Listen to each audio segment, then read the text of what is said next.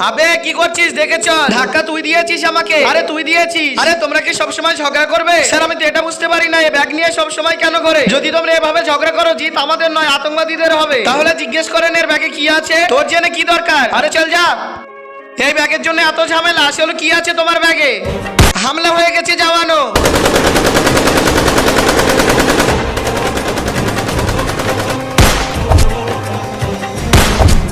Congratulation জওয়ান, আমরা জিতে গেছি। কিন্তু স্যার জওয়ান ইয়ারুক শহীদ হয়ে গেছে। তাহলে জিজ্ঞেস করেন এর ব্যাগে কি আছে। তুই জেনে কি করবি? এই ব্যাগের জন্য তোমাদের সবসময় ঝামেলা হচ্ছে, আসলে কি আছে এই ব্যাগে? বন্ধু তুমি যদি মেয়ে হও ভিডিওতে লাইক করো, আর তুমি যদি ছেলে হও চ্যানেলটি সাবস্ক্রাইব করো এবং কমেন্টে লিখে যাও তুমি ছেলে নাকি মেয়ে।